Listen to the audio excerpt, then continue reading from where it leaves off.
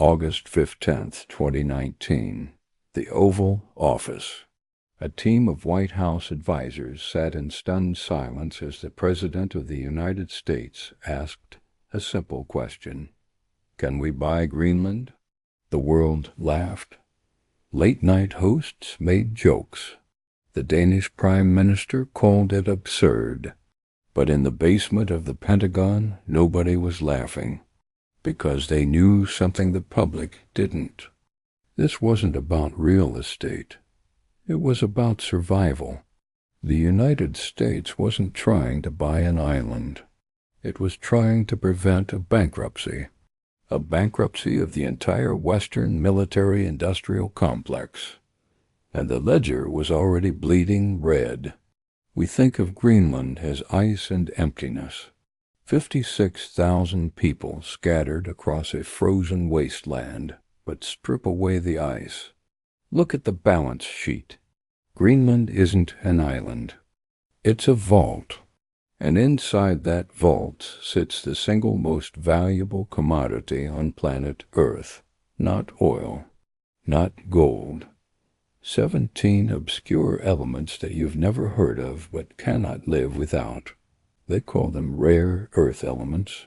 And without them, your phone is a brick, your car is a statue, and the F-35 fighter jet is a billion-dollar paperweight.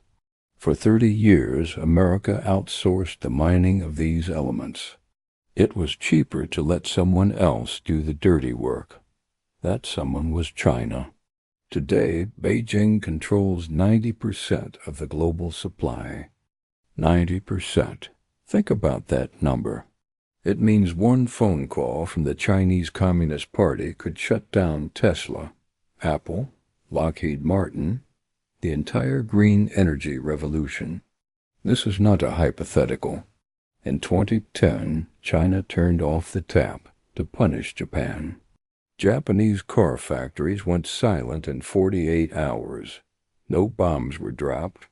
No sanctions were imposed. Just a quiet memo from Beijing to the ports. Stop shipping. And Toyota, the second largest car company on Earth, bent the knee. The Pentagon calls this scenario economic decapitation. You don't need to invade America. You just need to stop sending the magnets. The missiles stop flying. The submarines stop moving. And the great American empire drowns in its own dependencies. This is the nightmare, and Greenland is the only way out. Let's rewind to understand how the trap was set. In the 1980s, America was the king of rare earths. The Mountain Pass mine in California supplied the world. Then China entered the game. They didn't compete on quality. They competed on price. Beijing flooded the market with cheap rare earths. They ignored environmental laws. They subsidized their mines with state money. They were willing to lose billions to win the war, and it worked. By the year 2000, Mountain Pass was bankrupt. The mine shut down. The workers went home. And America handed the keys to the kingdom to Beijing. But China wasn't done. They didn't just want to mine the rocks. They wanted to own the entire supply chain. So they built the refineries, the processing plants, the magnet factories. They moved up the value chain. And by 2010, they had a vertical monopoly. From the dirt in the ground to the motor in your Tesla, it all flowed through China. The West celebrated. We called it globalization. We called it efficiency. We didn't call it what it was. A transfer of sovereignty, because sovereignty is solvency. And if you can't build your weapons without Beijing's permission, you're not sovereign. You're a client state. In 2012, Deng Xiaoping, the architect of modern China, said something chilling. The Middle East has oil. China has rare earths. He knew exactly what he was building. A choke point. A toll booth on the road to the future. And America drove right into the trap.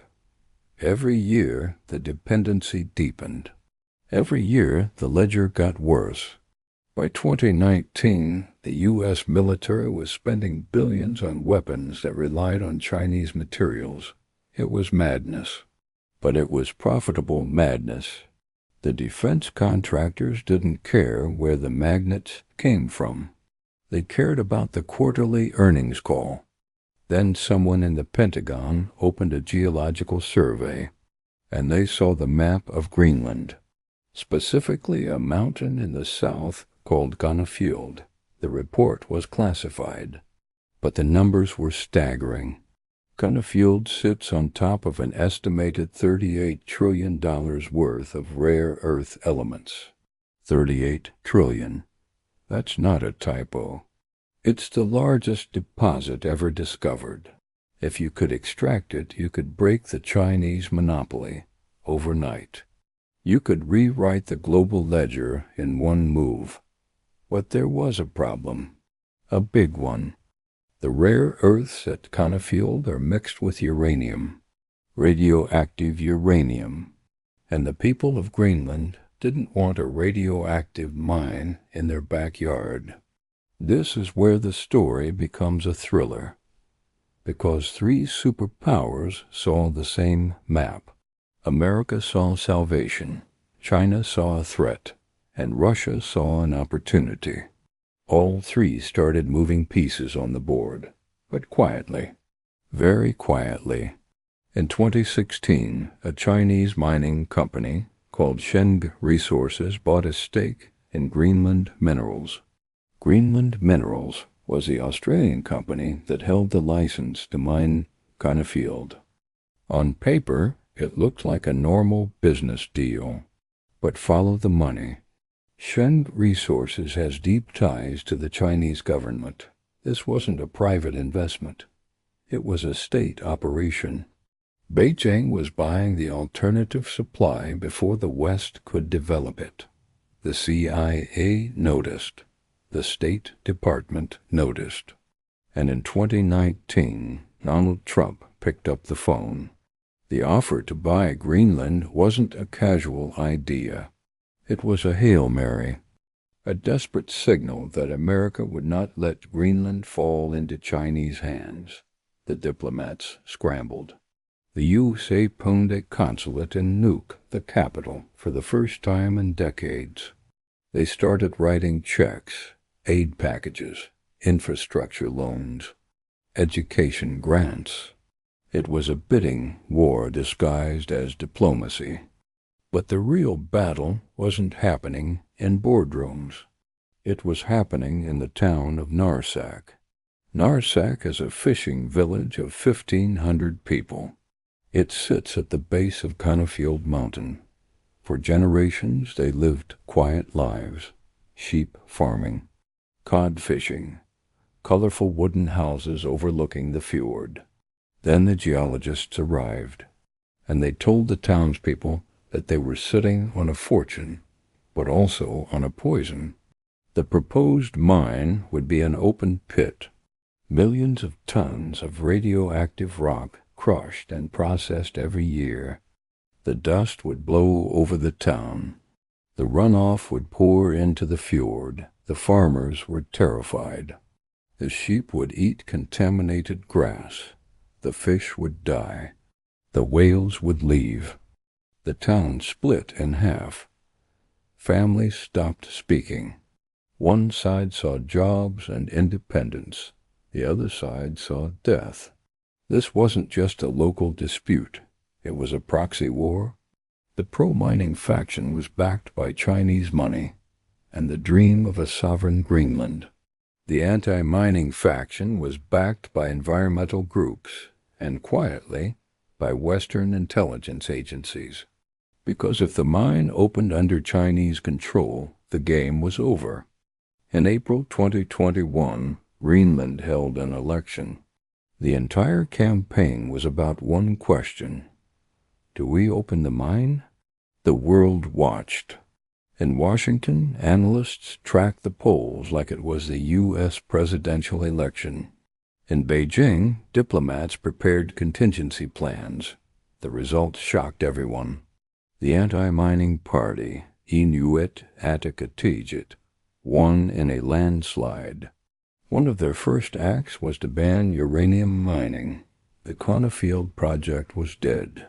The Chinese investment was worthless, and the West breathed a sigh of relief. But the problem didn't go away. The rare earths are still in the ground, and the demand is exploding. Every wind turbine needs 300 pounds of neodymium. Every electric car needs 50 pounds of dysprosium.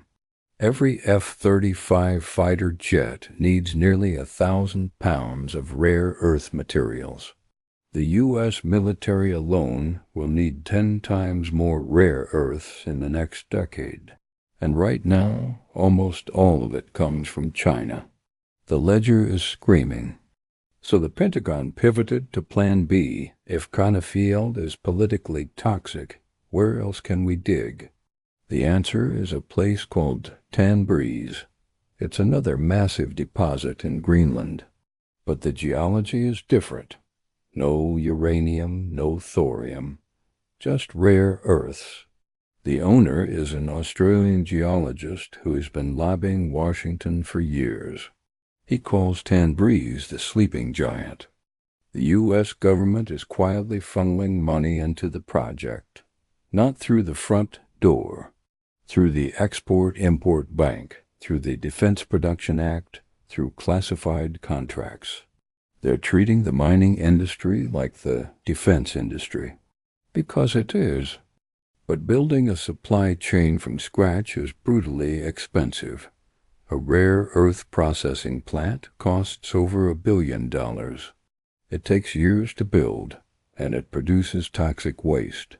For 30 years, the West was happy to let China do the dirty work. We exported the pollution and imported the cheap magnets. Now we have to bring the pollution home. And nobody wants it. Not in California. Not in Texas. Not in Canada. Every proposed site faces lawsuits and protests. The environmental cost of breaking the monopoly is staggering. It's a cruel irony.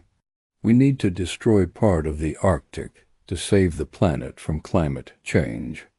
While the lawyers fight, the ice is melting. Greenland's ice sheet is losing 280 billion tons of ice every year. That's not an estimate. That's a measurement.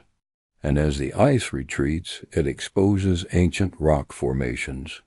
Geologists are finding deposits that have been hidden for millions of years. It's a treasure map being revealed in real time. But it's also a countdown, because the permafrost is thawing. The ground is sinking. The infrastructure needed to extract the minerals is becoming unstable. The more we need the resources, the harder they are to reach. It's a vicious spiral. And then there's the military dimension.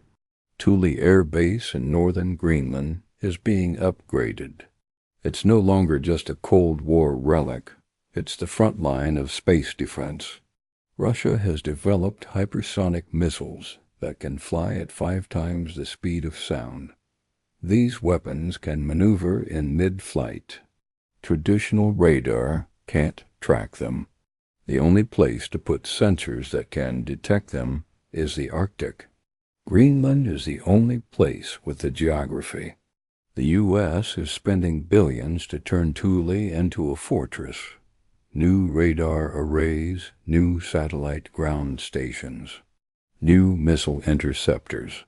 It's the most important piece of real estate in the missile defense system.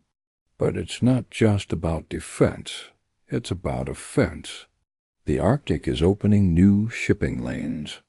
The northern sea route along Russia's coast cuts travel time between Europe and Asia by 40%. China has declared itself a near-Arctic state. It's a made-up term with no basis in international law, but it signals their intent. They want to use the Arctic as a highway. They're building icebreakers. Nuclear-powered icebreakers. They're the only country other than Russia doing this. And they want Greenland as a port, a fueling station, a logistics hub.